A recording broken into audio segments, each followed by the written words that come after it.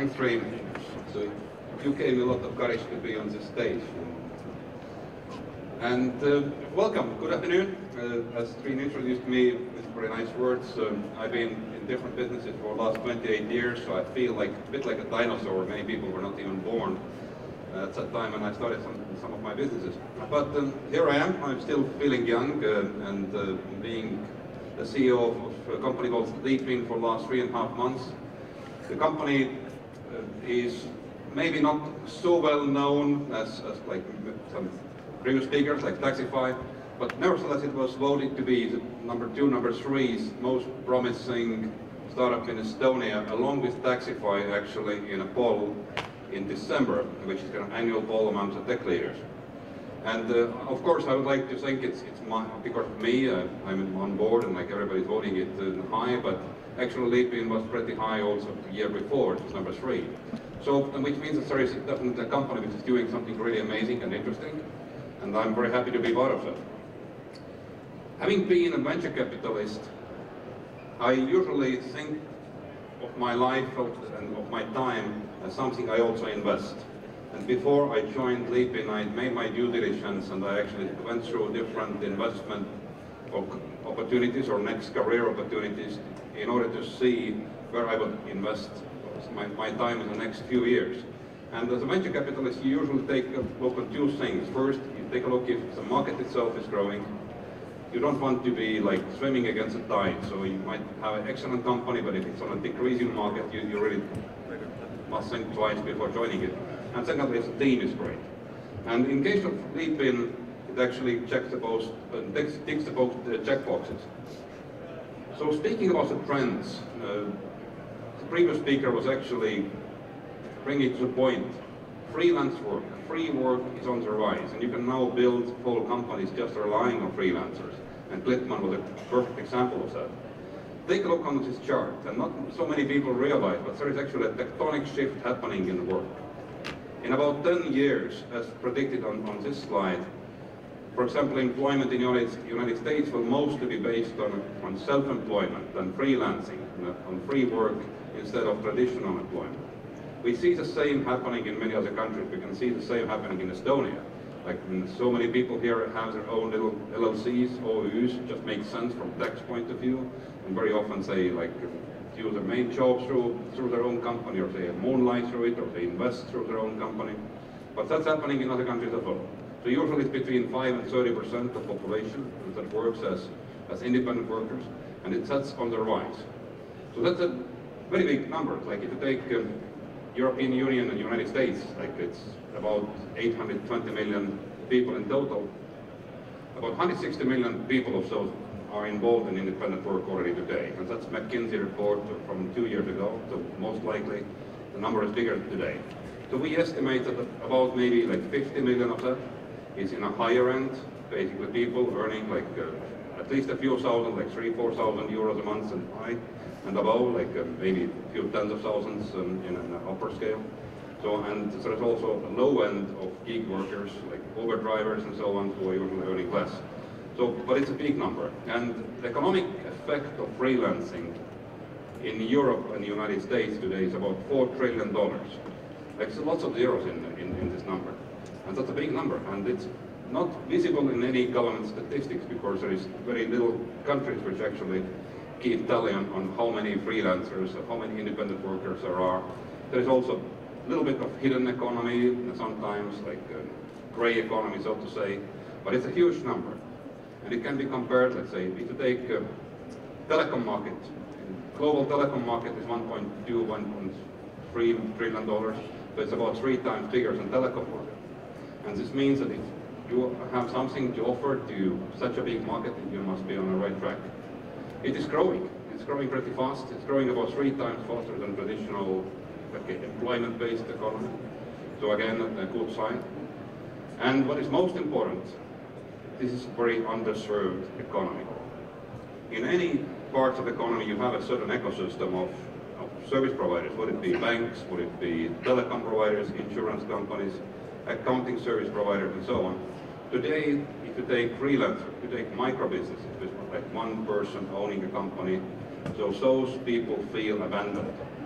they feel that the banks, accounting service providers, accounting platforms, and so on, they have not optimized the products for those people.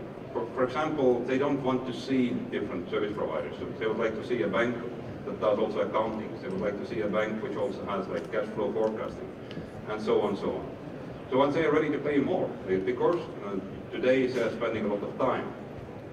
It's about 10 hours per month that the typical freelancer spends on business administration, putting together receipts and into an envelope and sending it to the accounting lady, or maybe doing government reports, and so it's significantly more in other countries than in Estonia, and it's a high burden. And they are ready to pay more money if somebody would take that burden away. And that's exactly where LeapIN steps in.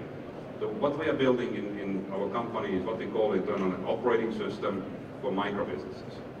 LeapIN is about a 3.5 years old company, so it started to sell its product in late 2015.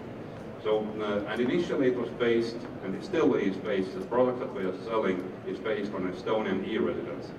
Estonian e-residency, as you probably know, it's a platform which has been around now for more than 4 years, and it allows anybody on Earth to become an Estonian e-resident and launch a company in Estonia. And Estonia has many other really interesting things, like very simple tax system, possibility to interact with the government electronically, or through APIs, and so on. So that's what LeapIN is offering. So we have 57 people right now in our company. We have 6 nationalities. So I'm actually cheating here a little bit because we have a few people who have double nationalities, so like 2 passports, so those are included. So we have more people here in Tartu than in Tallinn. We have like 30 plus people in Tartu and 20 plus in Tallinn. But we are growing rapidly, so we are growing at least like 100% a year when it comes to the number of people we are hiring. It's also a very nice chart, like it's basically one of the key reasons why I decided LeapIN is really interesting company. So it has been having interruptible growth from very beginning, so almost from day one and going upwards. Also, what is very important is that our customers are super happy. So like each day we ask our customers again and again if they would recommend the service to a friend, like which is called NPS score. And I have never seen in my career, and I've seen literally thousands of companies, a company which has such a high NPS score as LeapIN. So we are getting love letters from our customers, and they are super satisfied with the service. It's about 100 countries where the customers are coming from. Germany being our biggest market, followed by Spain, France, and so on. You may ask why somebody in Germany, for example, will set up an Estonian company to conduct business. The reason is very simple. It's not so easy to build a business up in Germany, especially if you are a freelancer. So you need to have lots of government paperwork, and you may need to wait for a VAT number for 3 or 4 weeks, or something that happens in Estonia, like real time, and so on. So basically, people are coming to us also for one more reason. It's the possibility to be location independent and do everything online. If you are German, for example, moving to Thailand, you don't want to have all the hassle with German government, so you'd like just to have something happening on the background. An Estonian company that you can use as your umbrella or as your basically legal representation in Europe might be the best option. So in effect, what we have done so far in LeapIN is a pretty comprehensive product, which includes help with incorporation of company, getting a bank account, doing full accounting on the background. It's highly automated. There is also a self-service portal and our own accounting platform, offering assistance, advice, and so on. So we're kind of an interface between the government, Estonian government, and customers. So even if Estonia has super interesting and super well-developed e-governance and digital government compared to many other countries, still it's a bit difficult for an uninitiated person to understand. And that's why we are building the interface. So people interact with our platform, we interact with the government platform through APIs, so say, like the government becomes invisible. So what we are building in our roadmap, and that's actually why it's becoming interesting. I can't reveal you many details yet. Hopefully you need to stay tuned for our news, or maybe also in coming weeks already. But I can give you a few keywords for our future. So first, we are building banking functionality straight into LeapIN. So which means that today, if we are relying on our partnering banks, both inside and outside of Estonia. We would like to get to the point that everybody in LeapIN, like signing up with LeapIN, will get the bank account and payment card directly from us. So we, of course, will be using a banking partner for that, but it will be embedded into our system. It will be built into all of our functionalities, so which means that you will not distinguish between banking functionality and let's say, your business management functionality. So it's all becoming together. And second thing, which is even more important and maybe more interesting, is we are building, you can call it the Republic of LeapIN. So instead of just being an interface between the Estonian government and the customer, which requires Estonian e-residency, we are building something which can be done on a much more broader scale. So we'd like to basically build something which is kind of similar to Amazon Web Services. So if you think about governments being physical servers, and then there is a layer or middleware of Amazon Web Services. So you don't really know where your software is running. So you put it up on Amazon Web Service, and maybe in Ireland it can be like in America. You really don't need to care.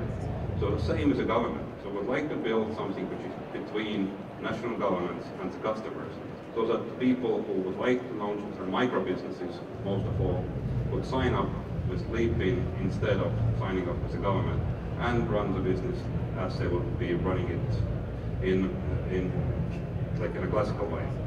So that's not an easy task. It's not so much maybe even a technological innovation that we need to bring in here. So we have resolved part of that. But it's very much a tax and legal innovation, because we are building basically a framework and an environment which is replicating some things that the countries have been doing all over time. So like if you think about like business law, it's a codified text basically describing how you build your business, so what kind of relationship you may have with different counterparts and so on. So we are replicating that with a set of agreements, of legal agreements and so on, so that it can be much simpler and easier to comprehend. And we also need to be very careful about taxes, because we at no point would like to be perceived as like tax evasion or tax optimization play. So we would like to be proper citizens of whatever countries our customers are working in.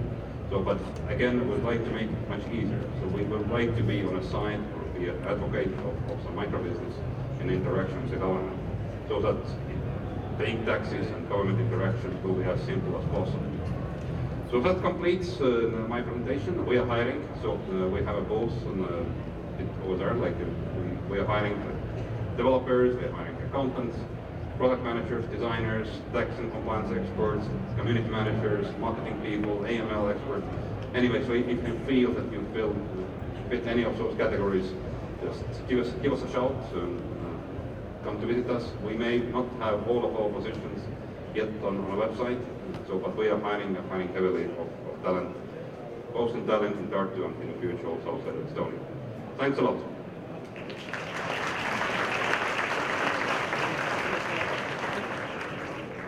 No. You want to give me something? I'm not giving you that. Before, I have asked something personal. You know, Okay. I want to get this personal stuff out of all the. You said you love me. Yeah. So if I love you back? Personal, yeah. Of course. I know that already. So something new. You've done so much, you know. It seems like you don't fear anything. Do you have any fears regarding LeapIN? Oh gosh. Hmm? Of course I do. Of course I do.